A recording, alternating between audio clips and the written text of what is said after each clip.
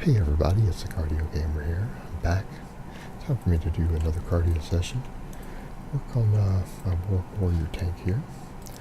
Talk to you guys on my ASMR voice. So let me check these first.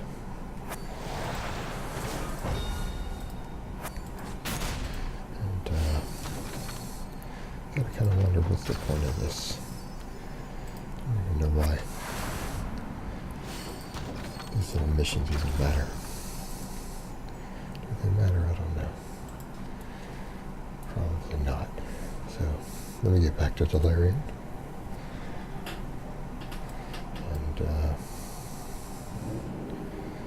yeah, get up here, get back out to the zone and keep leveling. And I don't know, what do we want to talk about tonight? I can't sleep. So I guess we should talk about not letting other people drag you down. And what I mean by that is not what a lot of people might think. I mean that in the literalist sense. Because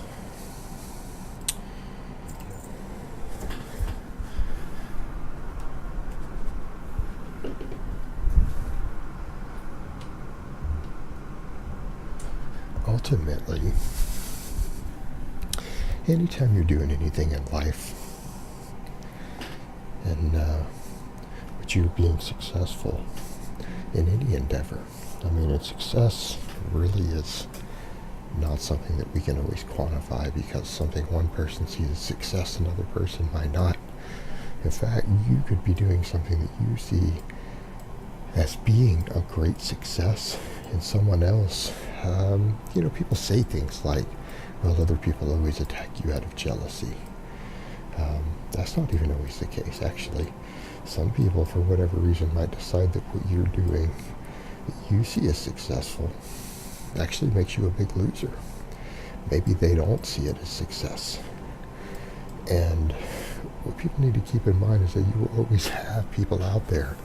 Anytime you're being successful, there will be other people who attack that. And I'm going to take another perspective there. Sometimes maybe they're losers. Sometimes maybe they really are jealous. Maybe it's not that at all. In other cases, maybe they really do see you as the bad guy. Maybe they're justified in that, maybe they aren't. Because what you need to understand is that we live in a world of individuals, competing ideas, competing concepts.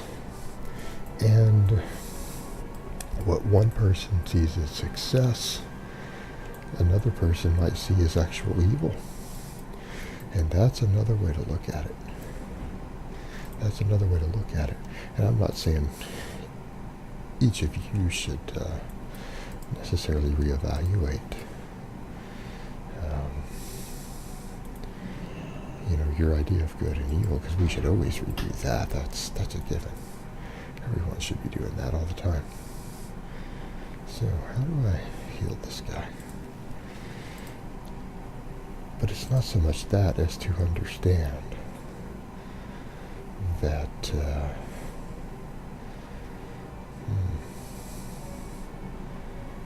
I don't have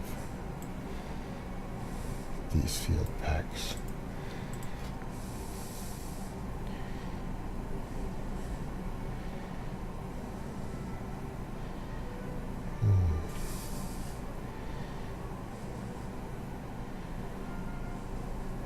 Where do I get the field packs? I actually have no clue.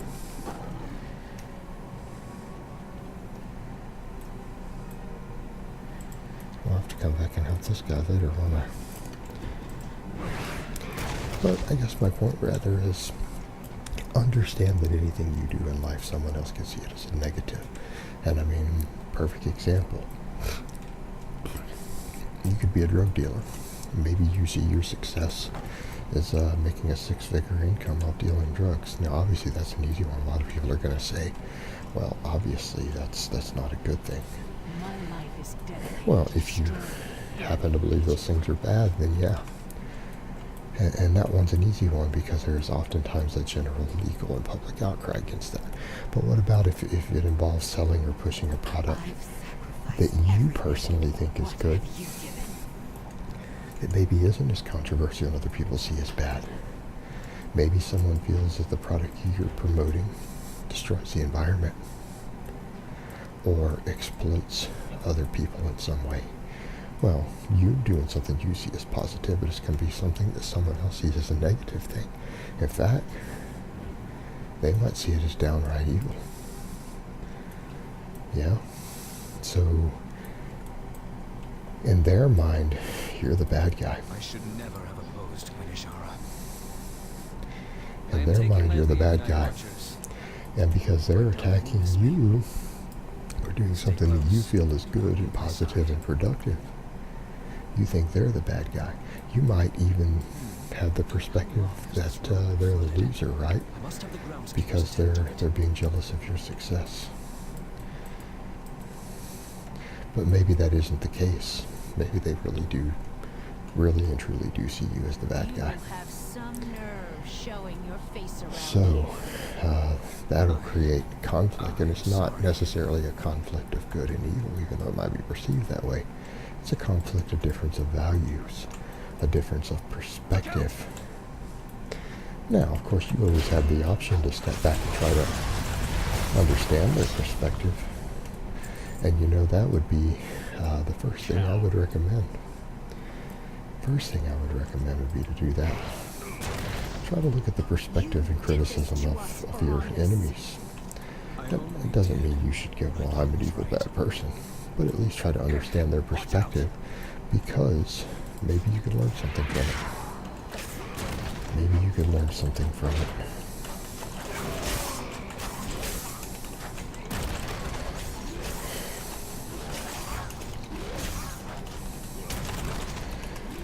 But by that same token, it's also important that you don't let those people drag you down.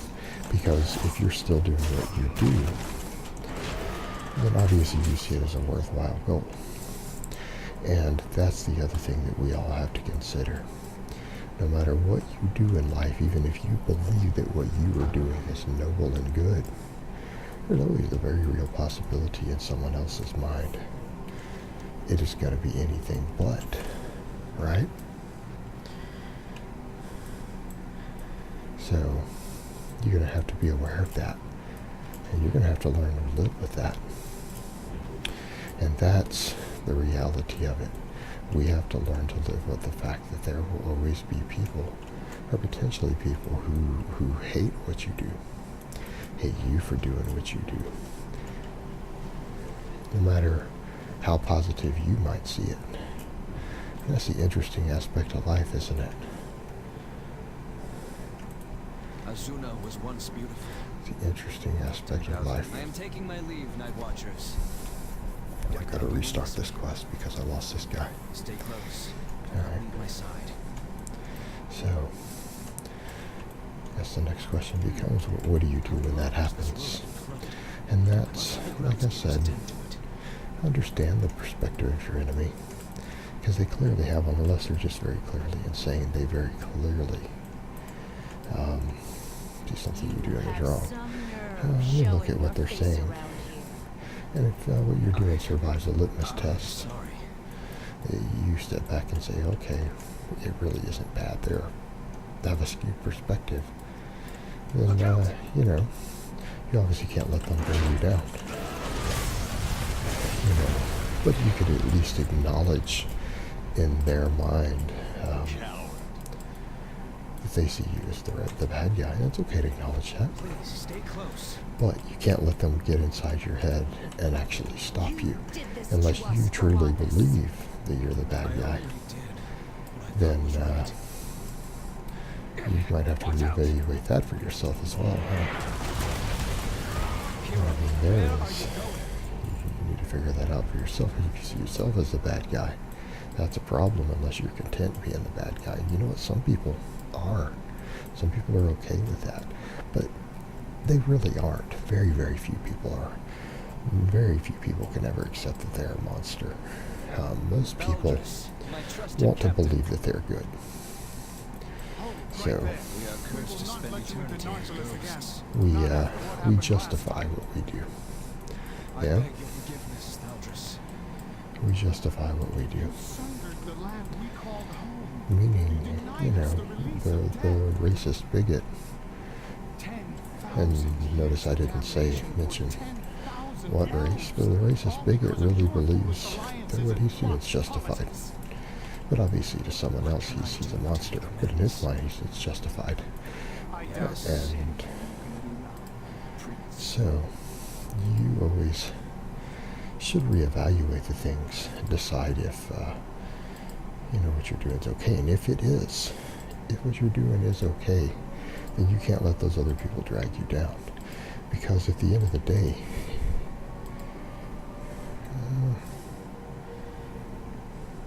what's this doing?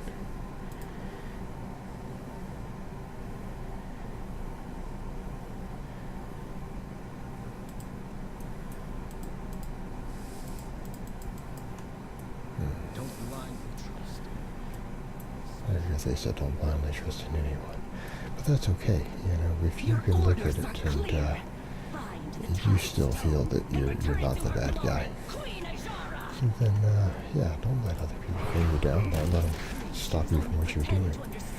And that also means don't let them get inside your head.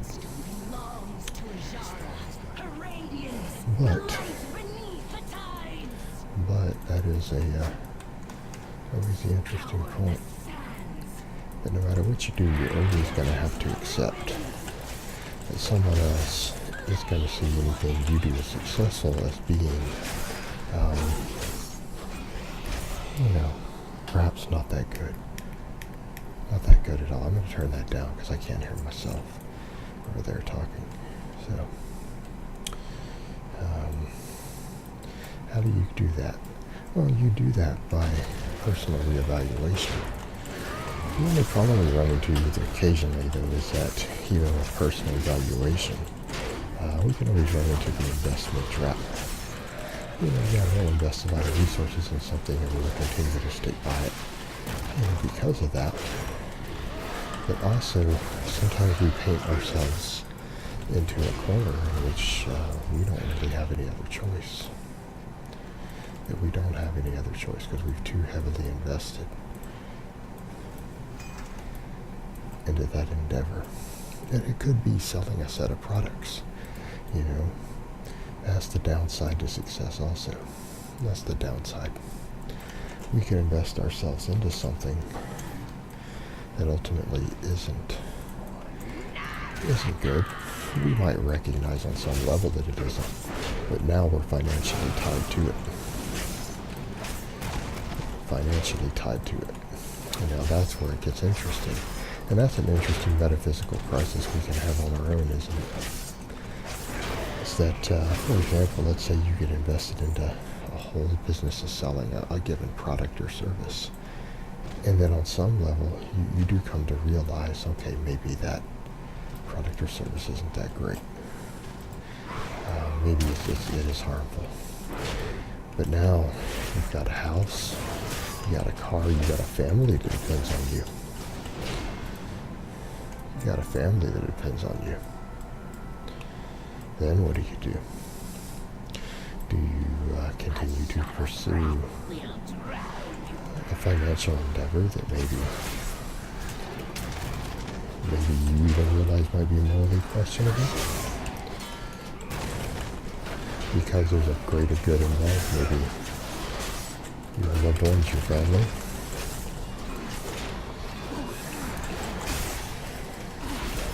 You know? So at what point,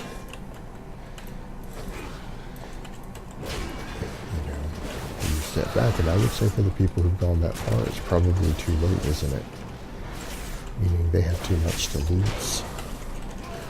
And when you have someone who has too much to lose, they can no longer afford to evaluate that.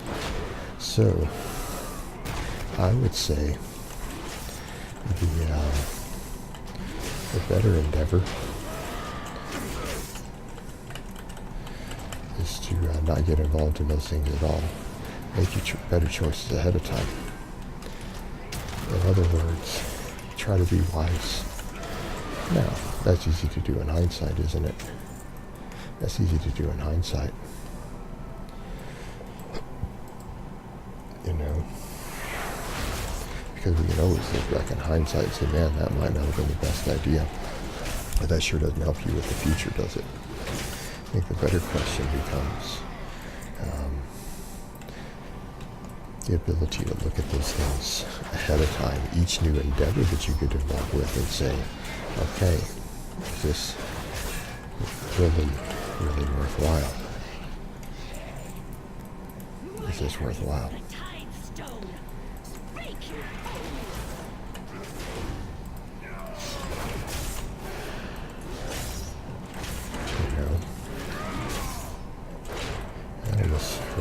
Makes me think of a video I should probably cover for my normal work. Yeah, it really does.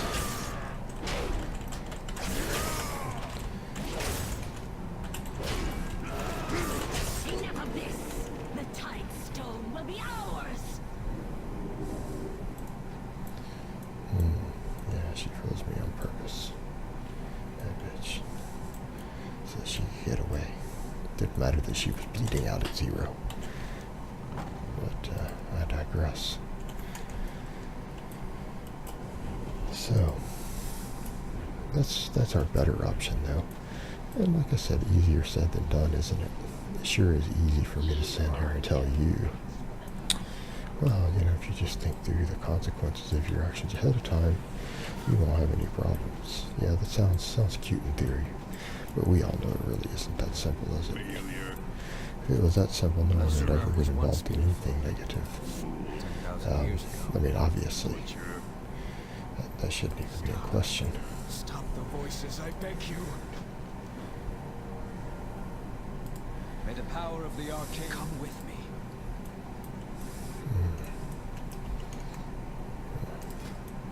This prince gonna lead us on. I cannot do this on my own. Stay with me. Piro, where are you going?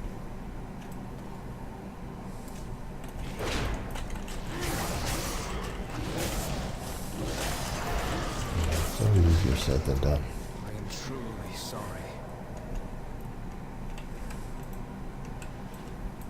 Always easier said than done.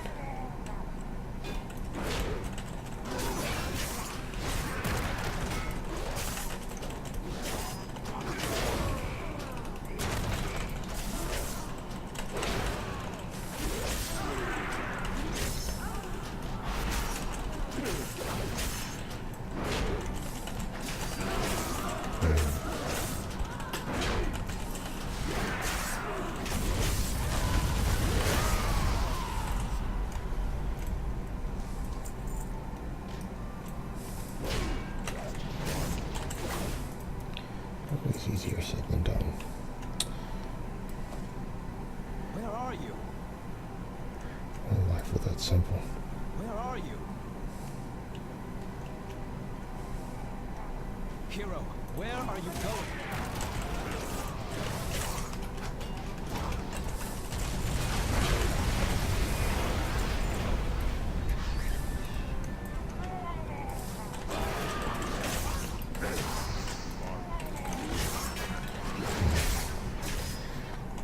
That's the dilemmas in life.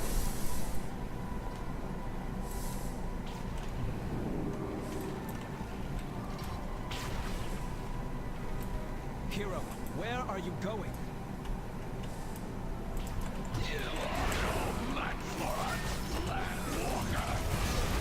Please, stay close.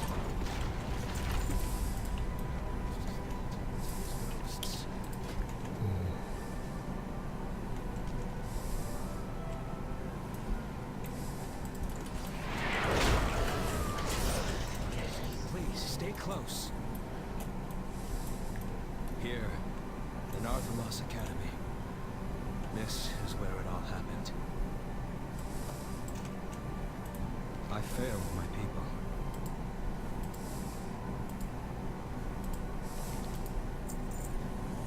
Until we meet a good luck on your quest for the Tide Stone, Hero. I I dare not enter that academy, but I swear I will aid you in whatever way I Okay. can.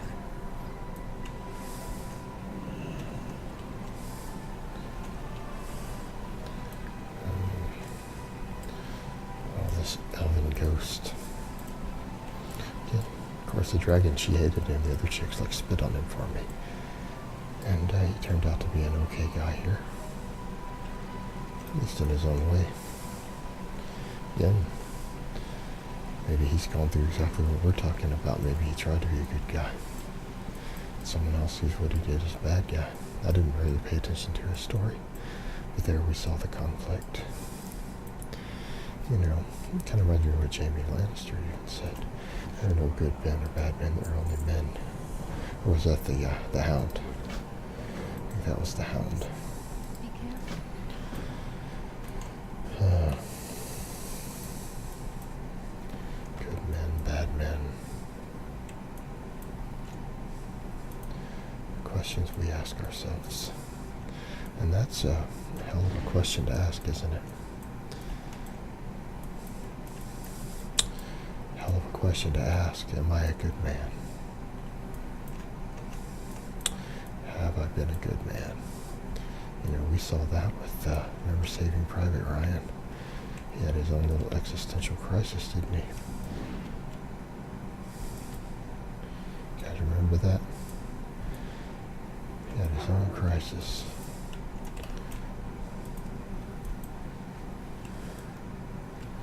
Of, tell me I've been a good man.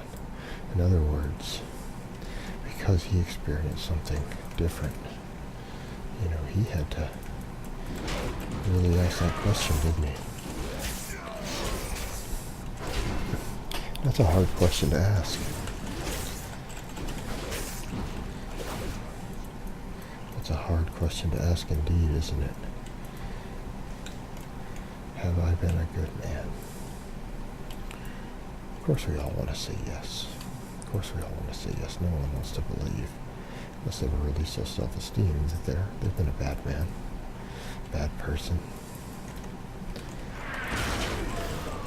You know.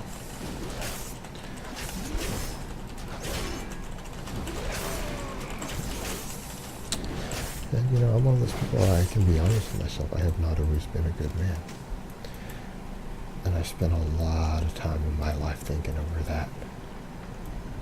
You know, I spent a lot of years of my life asking that question and saying, you know, have I truly been a good man? You know, have I done a lot of wrong things? And, you know, I've been forced to admit that to myself, that I have. And come to terms with those things, live with those things. And that's not always easy. And I don't think everyone can do that. Now here's the question. That's not even me standing up on a pedestal saying, oh, I've asked that question, so I must be a good man. That's not how it works. I suppose you're a good man as long as you're trying to be a good man. Maybe that's the point. Are you willing to reevaluate from time to time? And really reevaluate things you're doing or you've done and say, can I live with this thing? Tough choices. Tough choices indeed. And maybe it's that act itself that helps us be good men, but then again, some people it comes easy. And that's the other point. I've met people who I thought were good men, who put no effort into it at all. What brings you here? But you know what? I've also seen those same people let me down before too. And that's always tough, isn't it? It's always real tough. Because we've all seen that too. At least I have. Well, not all of us. I've seen it. People who you looked at and thought, you know, that's a good man right there. And it comes natural to him. He didn't have a mean bone in his body. Till you see his behavior later in his own frustration. really make him do some shitty things. And that's tough. And you can still be friends with that person. I mean, I know someone who's a friend. You know, definitely consider a friend a good friend. But this is someone I've known decades. And there was a time in my life where I just knew he was just intrinsically a good person. Right? He was kind, giving. Didn't seem to have a mean bone in his body. But he went through some serious trauma in his life. Yeah. And I mean, I'm talking some serious trauma, like involving us, like a suicide with his brother. His brother killed himself. And then his parents put that pressure on him. Now, his parents not only put that pressure on him, that you're our only child now, you know, we got everything invested in you. When are you going to do this, Julia? When are you going to do that? When are you going to give us grandkids? What are you doing with your career choices? Because he was their only son. And they put pressure on him, and then he come to find out that, in a way, his parents, and I'm not going to get into those details, he felt his parents played a big role in that suicide. They really messed up and didn't connect some dots and should have seen that suicide coming. Like, he saw warning signs and realized they were there. And then he blamed his parents for that, the same parents who tried to put all this pressure on him. And then he found out his parents had been up to some things in their life that he didn't approve of. I'm not going to get into what those are. A lot of people would have been okay with it. He personally was not. Due to his own moral and ethical choices. And so, you know, that really messed with him. And that frustration of his brother and his own anger management issues and the fact that his own mom raised him to, in a certain way, not be the most respectful to women. Now, as you can imagine, someone who had a mom who taught them, and basically I've known several of the guy's exes, good enough friends that I've known all his exes. Well, his mom raised him because she didn't want her son to ever hold anything back, to speak his mind and yell at her if he needed to, if he was angry. Because that's just what she believed, that, you know, expressing their anger and screaming and yelling at her anytime he needed to, just to get it off his chest. Now, she raised and taught both her sons to do this. You gotta see where this is going. So, since that's the example his mom gave to him, and that was his first relationship with a woman, and he had frustration with his mom and stuff with his brother, he was what I would consider to be, verbally abusive, right? Verbally abusive with some of his exes. Now, keep in mind, this is someone who I'd known my whole life as being a kind and giving person who would give his shirt off of his back to help a stranger. You know what I mean? That being mean wasn't even in his nature. He was just intrinsically a good person, and that's what all of us have thought for years. Multiple friends. You see what I'm saying here, guys? Where this is going? That disappointment in seeing that, you know what, someone who you just thought was just a naturally good person who didn't have a mean bone in their body could really be a dick sometimes. Now, not knowingly, not intentionally, but he was. You know, he was. So, that can be tough too, can it? And then also the moral of the story there is that, yeah, there might be people who you say, well, they're just a good person, they don't have to work at it. You know, Hodor maybe, from Game of Thrones. Hodor is just a good person. But I guess Hodor was made that way also, against his will. Someone had to work at it for that to happen with Hodor. But the other point there is that don't know. I don't think that means you're intrinsically good or bad. In other words, I think that we sometimes have to make choices. And we gotta figure out for ourselves sometimes what is a good man, what is a bad man, what's a good person, what's a bad person. Or, you know, how are we going about things? It's a hell of a thing. Hell of a thing to have to do. But I would say that's why I go back to the point of the effort to be a good person is what matters. And, you know, don't read into that too much. I mean, for obvious reasons. You know, maybe Hitler felt he was trying to be the best person he could be. Maybe he really felt the Jews were the problem. So, some people would say, well, maybe he tried too hard to be a good person, to the point to where he thought he was doing something good and it involved genocide. So, hell of a question to have to ask ourselves, though, isn't it? Am I a good man? Is what I'm doing good? But I don't think everyone asks that question.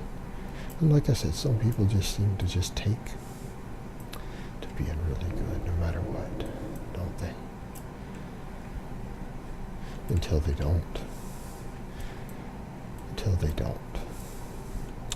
So I think it's a conscious choice we've got to make. You know what? And I haven't always been a good man. I haven't always done the best that I can. But it's the effort that counts.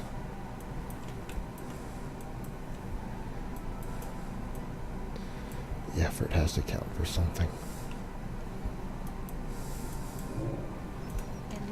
Why is this not working?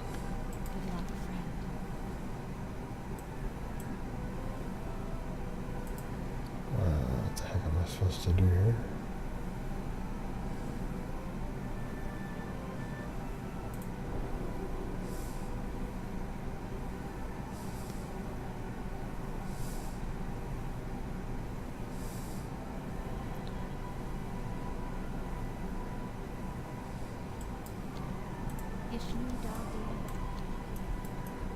Well, where are these rooms I'm supposed to trace? And what in the heck am I wearing that let me toss that awesomeness away?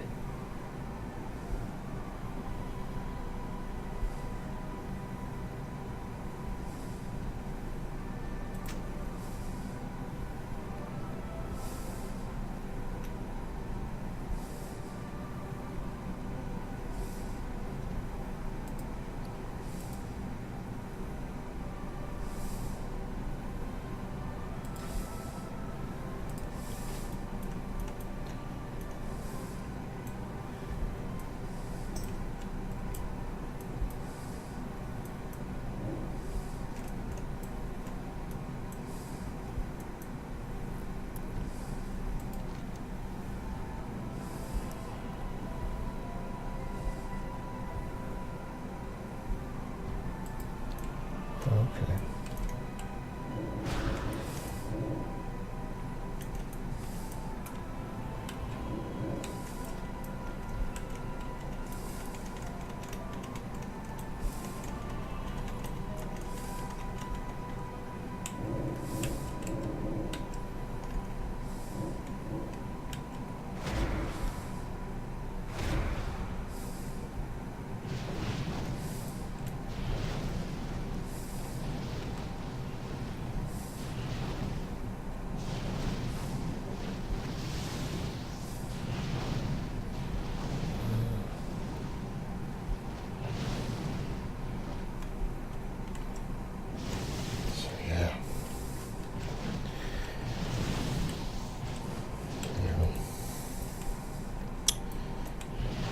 It's a tough thing to have to ask, you know, also even sometimes even when we're trying to be a good person, we end up hurting people that we love.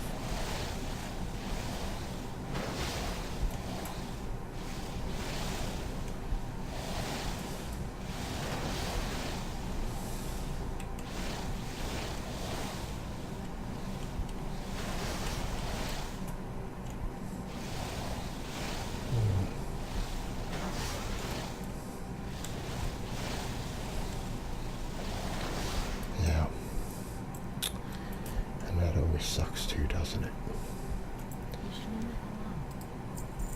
We do things unintentionally to hurt people that we love. That's a tough one. It's a really tough one. You know?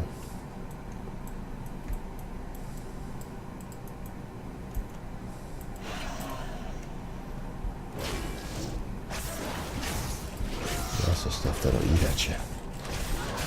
Or maybe it won't. Maybe it won't.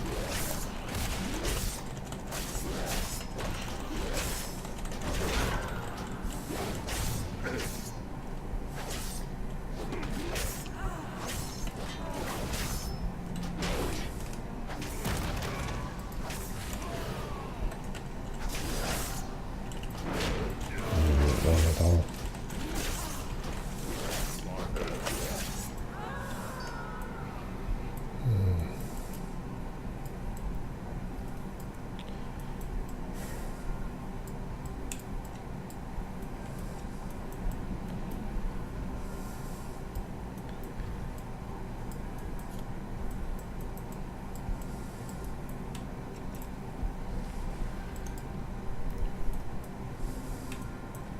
What brings?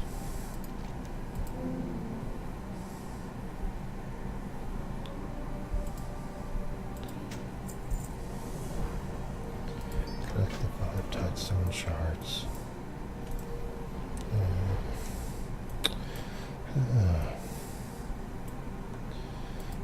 Here I am, trying to talk to all of you guys in a video that might only get 3 views, trying to instill wisdom. Now, how funny is that? I wonder how much of a fool does that make me? Trying to be wise. Maybe I'm just an old fool. Who knows? Yes, indeed.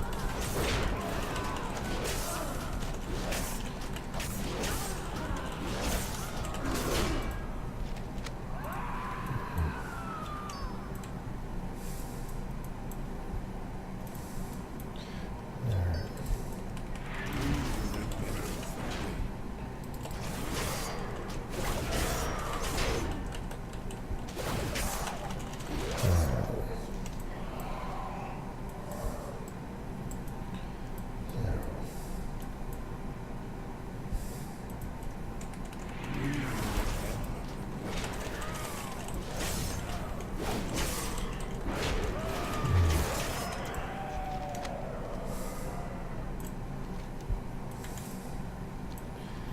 So where are these stones that I'm supposed to be getting?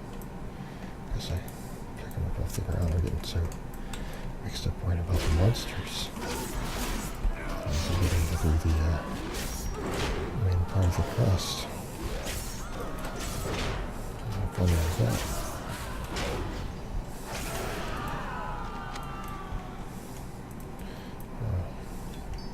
There's gotta be one more stone somewhere. Let's find that stone. Find that stone and quit trying to be so wise.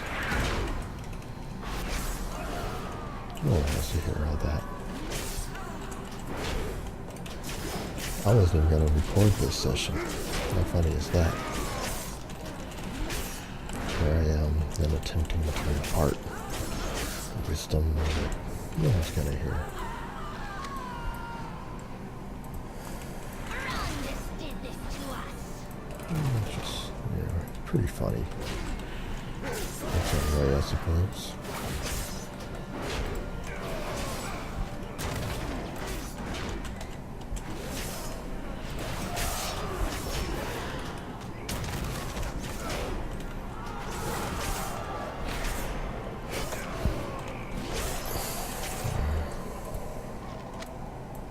There's got to be another one of these stones somewhere on the ground here.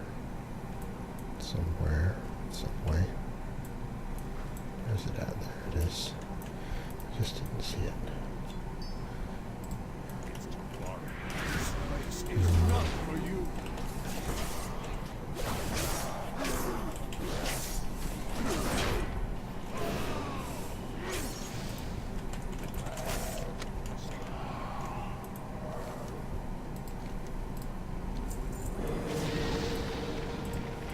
How perfectly convenient!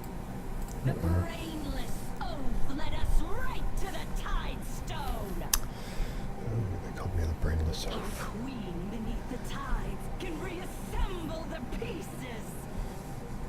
As for you, you will make an acceptable slave. Oh, they're gonna make me a slave. Indeed they are. And the slave pen. You know what? I'm gonna turn this off so that I don't have to talk anymore. Kinda done talking.